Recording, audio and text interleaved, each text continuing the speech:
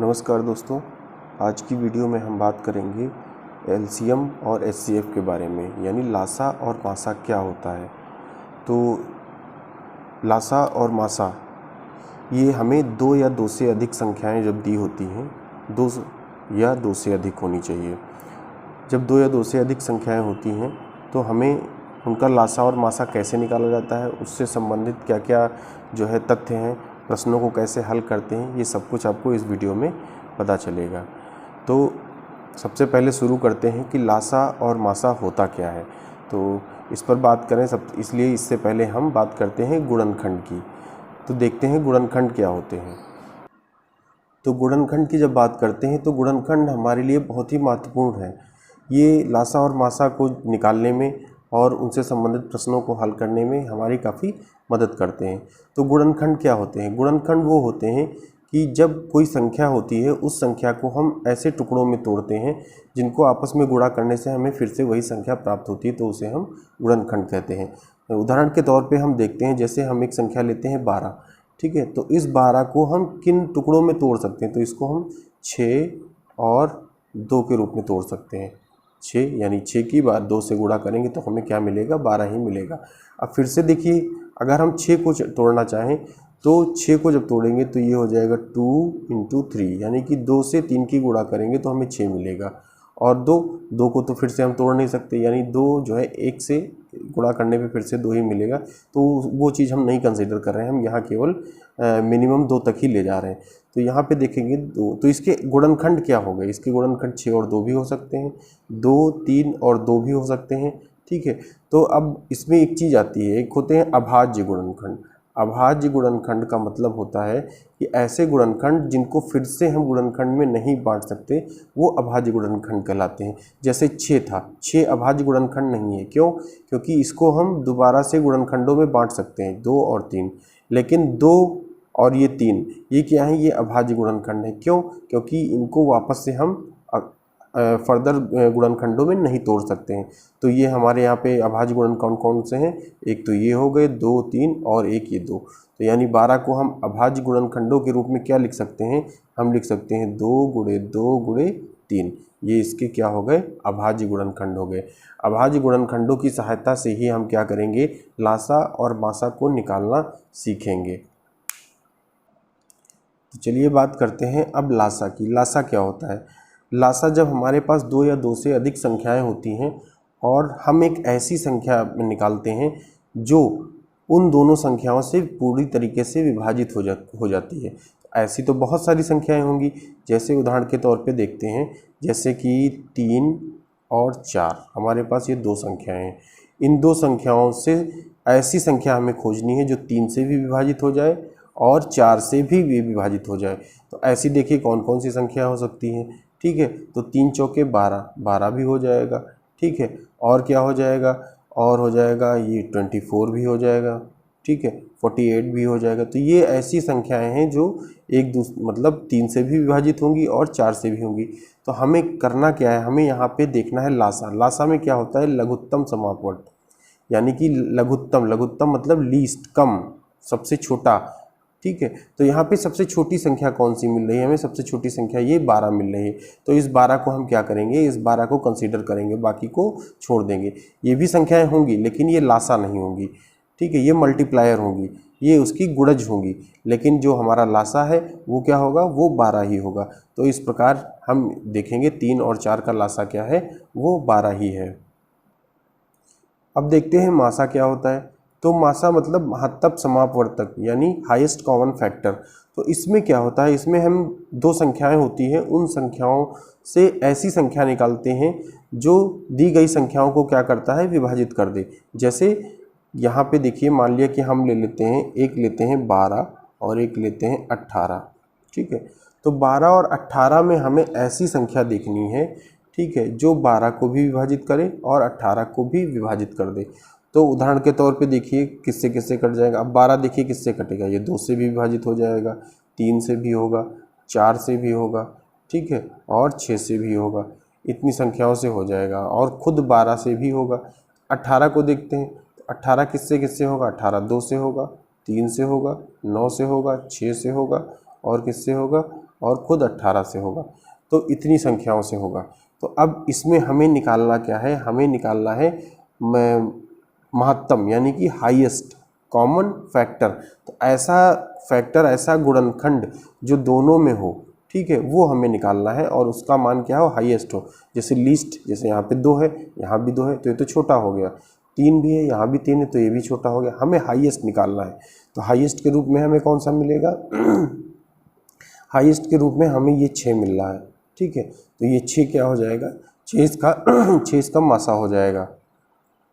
तो इसका मासा क्या हो जाएगा, 6 हो जाएगा, ठीक है। तो ये हमारा सबसे बड़ा गुणनखंड हो गया जो दोनों में आ रहा है और दोनों को पूरी तरीके से विभाजित हो जाएगा। तो गुणनखंड विधि से जब हम निकालते हैं मासा, तो हम इसी तरीके से निकालते हैं। हम दोनों में देखते हैं कि कौन सा ऐसा फैक्टर है जो जिसका मान सबसे ज़्यादा है और दोनों में हमें मिल रहा है। आगे बढ़ते हैं। तो उदाहरण के तौर पे हम देखते हैं, सबसे पहले 20 और 25 का मासा हमें निकालना है। तो क्या करेंगे, तो सबसे पहले हम 20 के क्या करेंगे, गुणनखंड लिखते हैं। तो 20 के गुणनखंडों के रूप में हम क्या लिख सकते हैं, हम इसको लिख सकते हैं 2 गुणे 2 गुणे 5, ठीक है। 2 दूनी 4, 5 20। और 25 के गुणनखंड लिखते हैं। तो 25 के गुणनखंड हो जाएंगे 5 गुणे 5, ठीक। तो ये इसके गुणनखंड हो गए। तो गुणनखंड अब ध्यान से देखिए, गुणनखंडों में आपको क्या मिल रहा है, ऐसा कौन सा गुणनखंड है जो दोनों में है। तो यहाँ पे एक 5 है, यहाँ भी एक 5 मिल रहा है। तो हम क्या करेंगे, इस 5 को बाहर ले लेते हैं। यही हमारा क्या हो जाएगा, ये इन दोनों का मासा हो जाएगा, ठीक है। तो इस गुणनखंड विधि से इस तरीके से हम आसानी से निकाल सकते हैं। अब अगर बात करें 20 और 25 का लासा, अगर इनका लासा निकालना हो यानी एलसीएम निकालना हो, तो हम क्या करेंगे, तो एलसीएम निकालने के लिए फिर हमें गुणनखंड का ही सहारा लेना पड़ेगा। तो इसमें क्या हो जाएगा, 2 गुणे 2 गुणे 5, और 25 का क्या हो जाएगा, इसका हो जाएगा 5 गुणे 5, ठीक है। तो अब हमें ऐसे गुणनखंड लेने हैं, ठीक है, जो दोनों में क्या हो, कॉमन हो, या कॉमन ना हो तो उनको भी हमें ऐड करना पड़ेगा। देखिए यहाँ पे क्या है, यहाँ पे 2 है, यहाँ नहीं है, तो हमें एक 2 लेना पड़ेगा, ठीक है। और यहाँ पे क्या है, यहाँ पे 2, तो इसमें क्या हो जाएगा कि इसमें एक 2 आ गया, फिर उसके बाद में ये वाला दूसरा 2 भी आ जाएगा। उसके बाद देखिए ये एक 5 यहाँ भी, एक 5 यहाँ भी, तो इन दोनों को मिला करके एक ही 5 हम लेंगे। तो यहाँ पे एक 5 आ गया, फिर इस वाले 5 को हम लिख लेते हैं। तो ये क्या आ जाएगा, 2 दूनी 4, 5 20, 5 100, यानी कि इसका उत्तर क्या आएगा, इसका उत्तर 100 आएगा। यानी 100 वो सबसे छोटी संख्या है जो 20 और 25 दोनों से पूरी तरीके से विभाजित हो जाएगी। यानी अगर इसको हम 20 से भाग करें या 25 से भाग करें तो ये पूरी तरीके से कट जाएगी। तो वो पहली संख्या कौन सी है जो 20 और 25 दोनों से विभाजित होगी, तो ये क्या होगी, वो 100 होगी। तो इस प्रकार हम प्रश्नों को भी हल करेंगे। अब बढ़ते हैं कुछ महत्वपूर्ण जो इनके सूत्र हैं उनकी तरफ बढ़ते हैं। अगर हमारे पास 2 संख्याएं दी हैं, एक संख्या a है तथा दूसरी संख्या क्या दी हुई है, b दी हुई है, ठीक है। तो अगर हमारे पास 2 संख्याएं a और b दी हुई हैं, तो a और b का अगर हम गुणनखंड कर उनकी आपस में गुणा करते हैं, तो वो गुणन जो है वो लासा, इन दोनों के लासा और मासा इनके गुणनफल के बराबर होगा।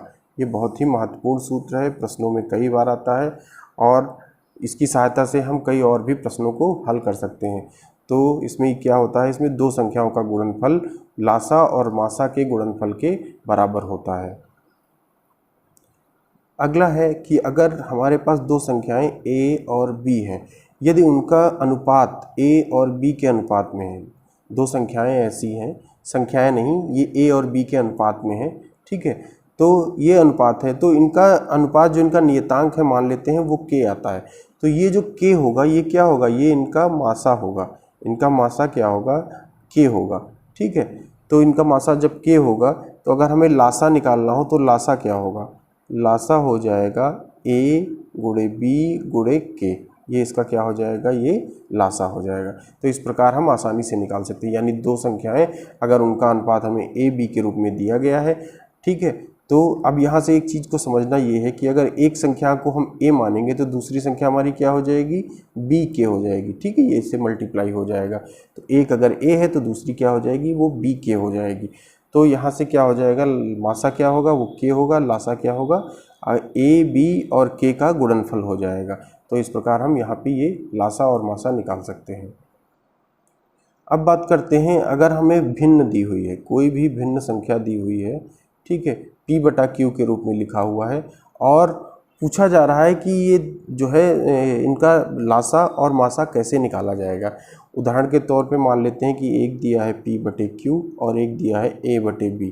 अगर इनका लासा पूछा जाए तो लासा कैसे निकालेंगे, तो लासा निकालने के लिए तो याद रखना, इस तरीके से याद रखना है, एलसीएम, ठीक है, एलसीएम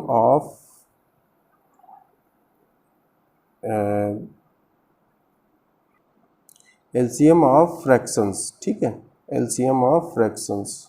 तो यहाँ पे क्या होगा, एलसीएम ऑफ फ्रैक्शंस क्या होगा, तो अब इसमें देखना ये है कि इनके ऊपर, ठीक है, जिसका हमें मान लिया एलसीएम निकालना है तो ऊपर का हम क्या करेंगे, एलसीएम ले लेंगे, यानी p और a का क्या ले लेंगे, एलसीएम, ठीक है।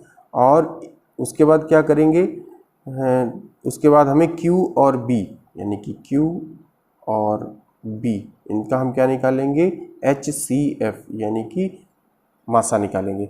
तो अगर हमें एलसीएम निकालना है तो ऊपर जो लिखा होता है, ऊपर जो संख्याएं होंगी उसका हम क्या निकालेंगे, यहाँ पे एलसीएम ले लेंगे। अगर हमें यहाँ पे HCF निकालना हो तो क्या करेंगे, ठीक है, HCF हो, तो अगर हमें HCF ऑफ फ्रैक्शंस निकालना है तो हम क्या करेंगे, P और A का HCF ले लेंगे, ठीक है। और नीचे जो संख्याएं लिखी हैं Q और B, Q एंड B, इनका हम क्या ले लेंगे, LCM ले लेंगे, ठीक है। तो जो चीज़ निकालनी है, एलसीएम निकालना है तो ऊपर का एलसीएम रखेंगे, एचसीएफ निकालना है तो ऊपर का एचसीएफ रखेंगे और बाकी नीचे उसका उल्टा कर देंगे, यानी अगर ऊपर एलसीएम है तो नीचे एचसीएफ कर देंगे। तो इस प्रकार हम भिन्नों का एलसीएम और एचसीएफ निकाल सकते हैं, ठीक है। अब देखते हैं कुछ प्रश्नों को।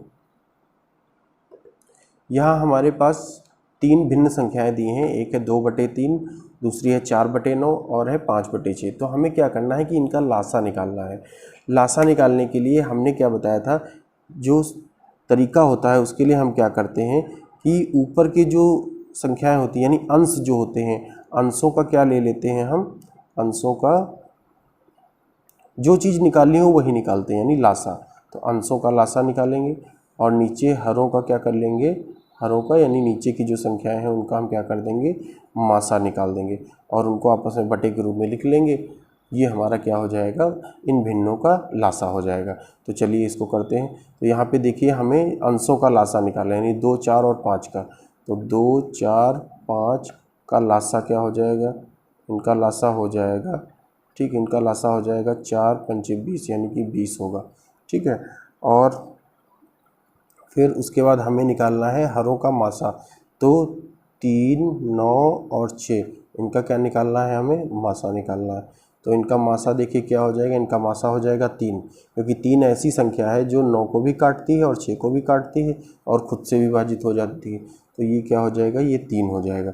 तो यानी हमारा उत्तर क्या हो जाएगा, हमारा उत्तर हो जाएगा 20/3। तो इस प्रकार हम आसानी से क्या कर सकते हैं, भिन्न संख्याओं का लासा हो या मासा हो उसको बड़ी ही आसानी से निकाल सकते हैं। धन्यवाद। अगर आपको वीडियो पसंद आया हो तो हमारे चैनल को सब्सक्राइब करें और हमें सपोर्ट करने के लिए इसे ज़्यादा से ज़्यादा शेयर करें। धन्यवाद।